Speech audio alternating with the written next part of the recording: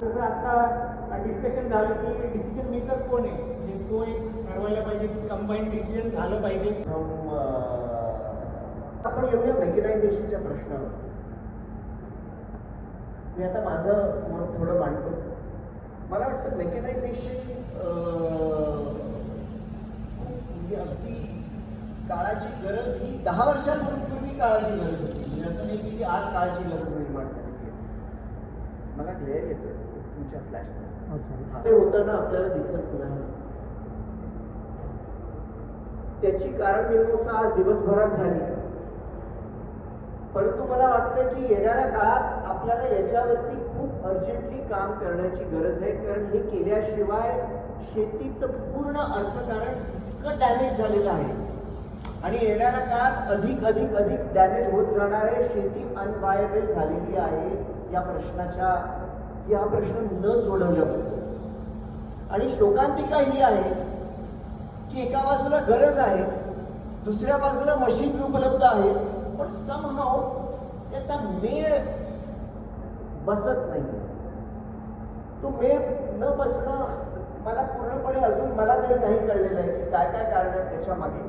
अर्थात काही ना काही तर्क आहेत, परंतु जोपर्यंत आपण ते पायलट करून त्याच्यावरती काम करत नाही तोपर्यंत हे आपले जे काही हायपोथेसिस आहेत हे कितपत करेक्ट आहेत रॉंग आहेत हे आपल्याला टेस्ट करावं लागेल. पण काम तर करावं लागेल. इथे परशुराम आहेत, मी त्याला मुद्दाम बुलढाण्यावर बोलवलं होतं आपल्या ऑफिसमध्ये याच्याबद्दल चर्चा करायला, तेही आले होते.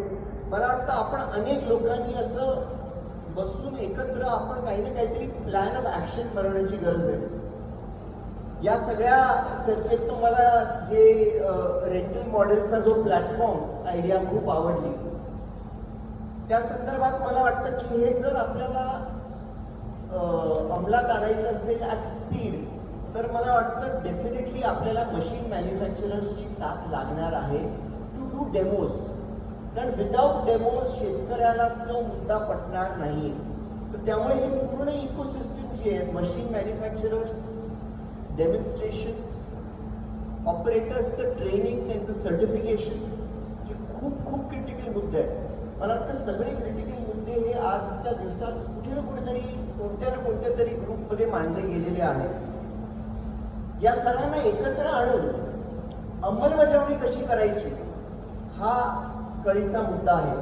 आणि मला वाटतं की लगेच एका अनकॉन्फिडन्स मार्फत काही लगेच उत्तर शोधणं किंवा शोधू चीनची जी काही उत्पादकता आहे ती फार्म लेवल इकॉनॉमिक्सचा जरी बघा तर चीनचं प्रत्येक क्रॉपची उत्पादकची जी आहे प्रॉडक्टिव्हिटी ती आपल्यापेक्षा काही क्रॉपमध्ये डबल, काही क्रॉपमध्ये 4 पट आहे. इकॉनॉमिक्सच्या नजरेनं जर पाहिलं तर चीनचं फार्मरचं इकॉनॉमिक्स पर फॅमिली आणि आपल्याकडचं पर फॅमिली कमीत 5 पट डिफरन्स तयार करतात.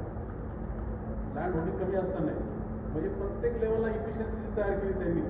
प्रॉडक्टिव्हिटी इम्प्रूव्हमेंट असेल किंवा प्रोडक्शन कॉस्ट खाली घेऊन जाणं असेल किंवा सेल प्राईस इम्प्रूव्ह करणं असेल, प्रत्येक लेवलला चीनमध्ये आपल्यापेक्षा कितीतरी पटीने चांगलं काम झालं आहे.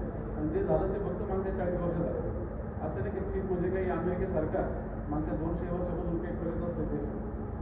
मागच्या साधारण 40 वर्षापूर्वी पाहिलं, साधारण 1980 दरम्यान चीन हा भारतापेक्षाही एक पाऊल माग असलेला देश होता. पर कॅपिटल इन्कम म्हणून म्हणा, शेतकऱ्याची परिस्थिती म्हणून बघा, ग्रामीण भागाची परिस्थिती म्हणून बघा, सगळ्या अंतर भारतापेक्षा माग असलेला देश होता. आणि आज आपल्यापेक्षा कमीत कमी 5 पटी पुढे आहे. तुमच्यापैकी कोणी चीनला गेलेलं नसेल किंवा गेला असेल त्यांना कल्पना असेल की आज अमेरिकेपेक्षा चीन प्रगत देश समजला जातो. ते फक्त तसं त्याचा काही ढोल वाजवत नाही किंवा त्याच्या काही बडाक्या मारत नाही जसे अमेरिकेत असते तसं. पण ही रिॲलिटी आहे. एकासाठी सांगतो मी, कारण आपण त्यातून चाललो, त्याच प्रवासातून चाललो. त्यामुळे जर चीनमध्ये घडू शकतं, चीनमध्ये जर आपल्याला जे काही चित्र या आजच्या फार्ममधून आपण अपेक्षित आहे की आपले सगळे प्रत्येक फार्ममध्ये एक आपल्याला इकॉनॉमिक्स चांगलं कसं येईल, समृद्धी कशी येईल, त्यासाठी हे जे काही आपण आज मेकॅनायझेशन चर्चा केली की चीनमध्ये जर घडलं असेल तर आपल्याकडे घडू शकतं. फक्त त्यासाठी इनोव्हेटिव्ह माइंड पाहिजे, आंतरप्रोनर माइंडसेट पाहिजे. आणि मला जे शेवटच्या ग्रुपमध्ये शेवटचं जे कमिट होतं तर कलेक्टिव्ह पॉवर पाहिजे. बरोबर ना? कुणी कमिट केली शेवटची पुढे असतं आपले that product, they can create cash flow immediate against that shop, and then collective can take the responsibility to then dispose that throughout the market as per the need.